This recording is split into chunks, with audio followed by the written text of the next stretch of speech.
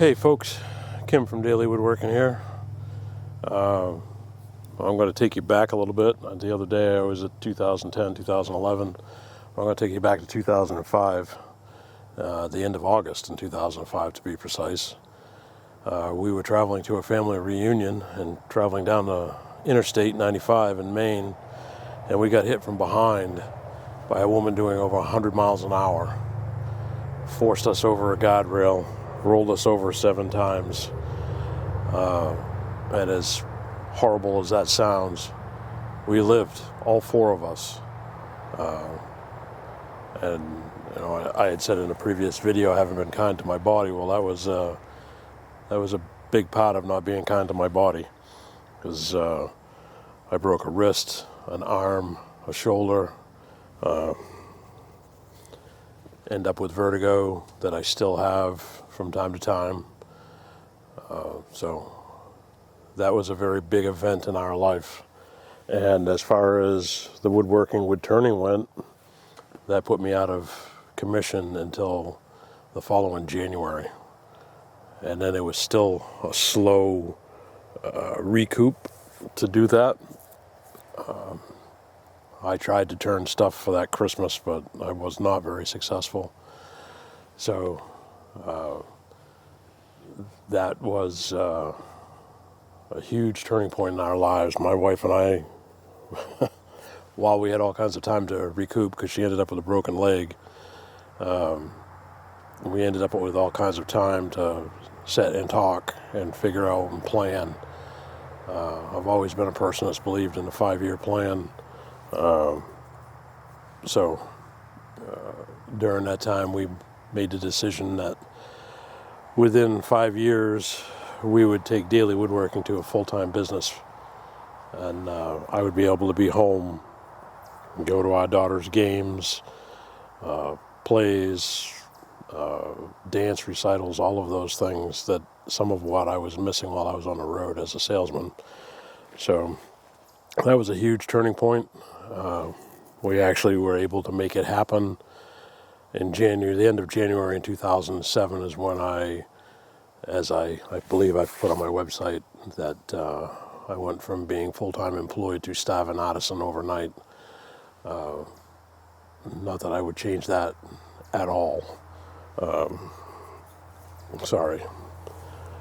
It's a beautiful day here in Maine. It's probably in the high 60s. It's very humid and the bugs are everywhere because we've had enough rain that there's mud.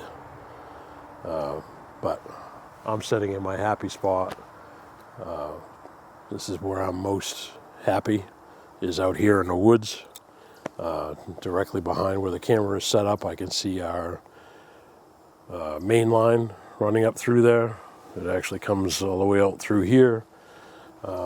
You can't see it, but just know that we will be tapping in January, hoping to catch the first thaws. And that is a gigantic bird. But blackbird or crow. At first I thought it was an eagle by the way it was soaring. So we'll be out here and tapping and carrying on. We have 1 winter left of wood harvest, and then it'll be entirely up to us to finish off put all the lines in place and all of that. We hope to have around 400 taps in this year. And what does that all have to do with my journey? Well, when I was 13, I was making maple syrup, and it seems like I've come full circle all the way back. And now we're trying to make maple syrup again, but we're going to do it on a larger scale. I think when I was a kid, for me to have like 20 or 24 taps out was huge. Last year we had 250, 240 taps out. I'll have to count that. I'll put it on the bottom of the screen. That's what we had last year. This year we are putting out, between the 2 places that we hope to have 1,400 to 1,500 taps. So we're going from a smaller operation to a larger operation. And one of the things that I want to be able to do is boil it down over a wood fire.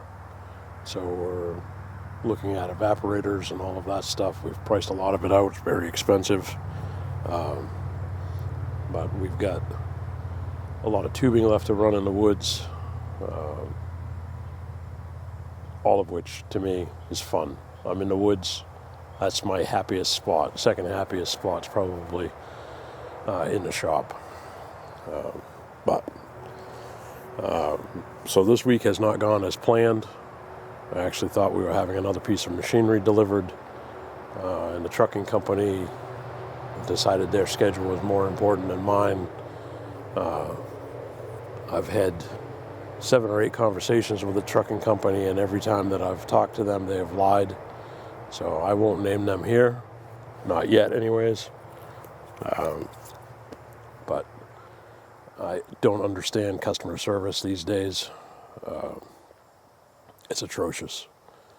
I dropped a package off the other day to be shipped out, actually more than a week ago. Sorry, the bugs are very bad. I dropped a package off, not Tuesday of this week, but Tuesday of last week. And a customer got hold of me and wanted to know when the product was actually going to be shipped.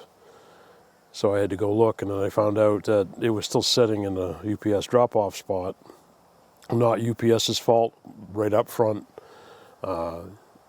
It was actually the owner of the store hadn't paid his bill to UPS. You don't pay your bill, people don't do things for you, so they didn't pick up.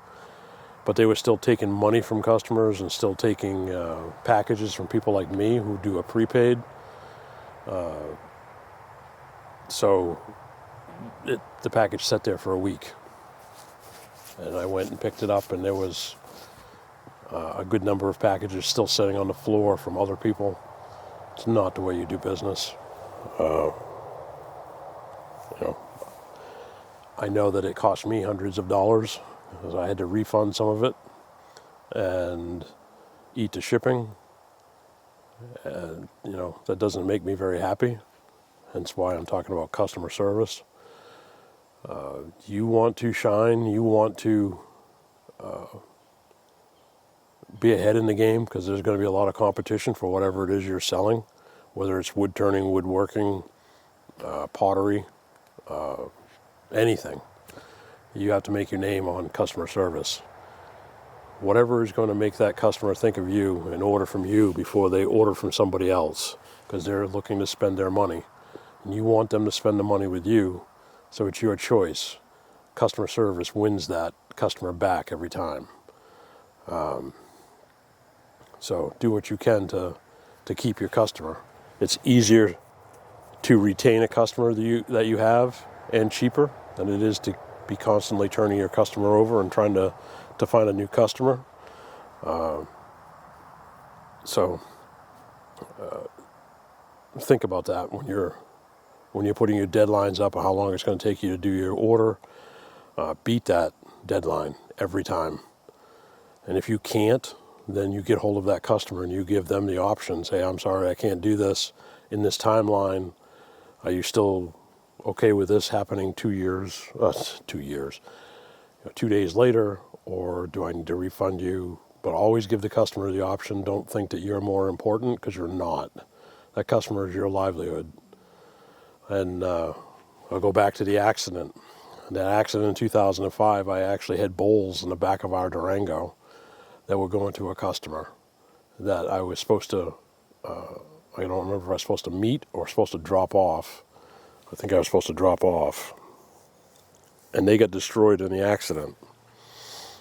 And that customer, when I contacted her, however many days later, because I was laid up in a hospital bed, when I contacted her and told her what had happened, she didn't cancel the order. She didn't want a refund.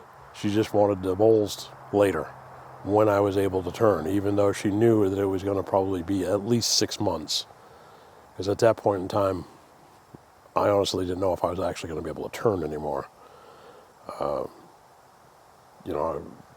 We were in a lot of pain. My wife had been through a surgery. I'd been through a surgery. I actually have a plate in this arm that still causes problems. especially when like at Christmas time when I'm doing a lot of heavy turning. This arm, the tendons running over that plate will swell up. So at that point, I'm icing my arm every few hours to get the swelling down so I can go back and turn.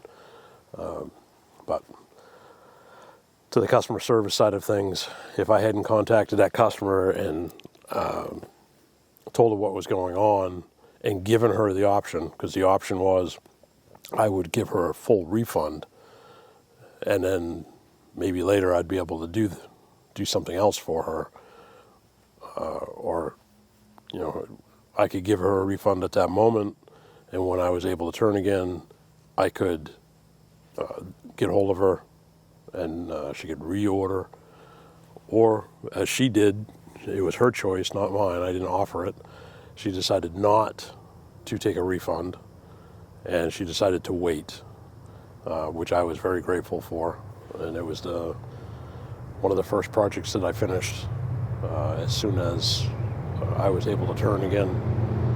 So great customer service wins out every time. Customer service is a huge part of what you're doing. So if you're on Etsy or your own website, set your deadline for yourself that you can achieve and make sure you beat that every time. So if your deadline is 5 days, make sure you're shipping on the 4th. And if not, contact a customer, if you're going to be late. So that's the customer service side of things. We put a letter in with every order that talks about how we came to be, the things that we make, and that we're obviously thanking the customer. But we found out that over the years, people want to know more about you, so that's your opportunity. Most of the time, we put in 5 Werthers, the old butterscotch candies. We starting on that, we used to include truffles, and in the summertime, those don't make it that far because it might be 80 degrees outside, but inside those trucks where the packages are being held, not the delivery trucks, well, they get hot too, but the tractor trailers where they're being shipped from point A to point B, from one center to another, those get very, very hot. I used to be a UPS supervisor in the unload, and 3 o'clock in the morning when you open up that back door of the feeder or the tractor trailer and it's 110 degrees in the tractor trailer, you know that chocolate's going to melt at that temperature. So most of the time my truffles were getting there, but instead of I think we put in 3 truffles in each package, they were a blob. Luckily I'd been smart enough to put them into a Ziploc bag. So we switched to a harder candy, which is the butterscotch candies from Werther's. Customers seem to appreciate that. We do other things, like we have coasters that we laser engrave that has our name, website address on it. Sometimes on repeat customers, I'm putting in a tumbler that we've engraved. So a 20-ounce tumbler. Turns out to be a really nice gift. And again, our Dailey Woodworking logo and the website address on it. So, you're showing somebody more of what you can do by sending them, like in this case, a tumbler or the coasters, because that's something that you could do for them. Maybe they've got a family reunion coming up and they want some little trinket, or maybe they're part of a club and they're going to do a fundraiser, and the tumbler is good for that. Not that the coasters aren't good for that too. So you're just showing them a little bit more, and you're showing them how much you appreciate their order. That's the most important part of it. You get a little bit of advertising in, doesn't cost you a whole lot. So that's our version of customer service. I don't know what yours is. Leave some comments down below and let me know what your customer service is like, what you do differently to separate yourself from your competition. I'm interested to hear it. Maybe it's something I can incorporate or somebody else here can incorporate. So I think that's the story for today. I appreciate you guys hanging out, tuning back in. If this is, I think this is part 5, so if you've been here for the whole thing, thank you. And give us a like, give us a subscribe. Obviously, that's what we're trying to do, is pick up subscribers. And for more information on that, I'm going to go to Inside Kim and give you that info. Numbers. I'm going to start out by showing you what it was for the previous week. So you can see we had 1,100 views, 45.2 watch time hours, and I did not pick up any subscribers from August 4th to the 10th. Happy to say that we actually have picked up people, and numbers seem to come up because last week it was all stagnant.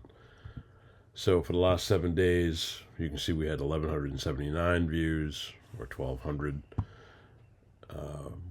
97.8 watch time hours, which was up considerably. And we picked up 2 new subscribers over the last 7 days. This is from August 11th to the 17th. I managed to get up 1 video, and that was should have been a short last night. For some reason I screwed that up putting it up, and it went up as a video.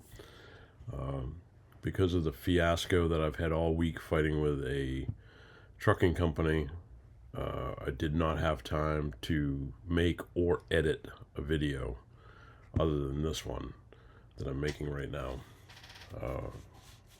Hopefully we'll do better next week, but I hope in some small way this is helping everybody out.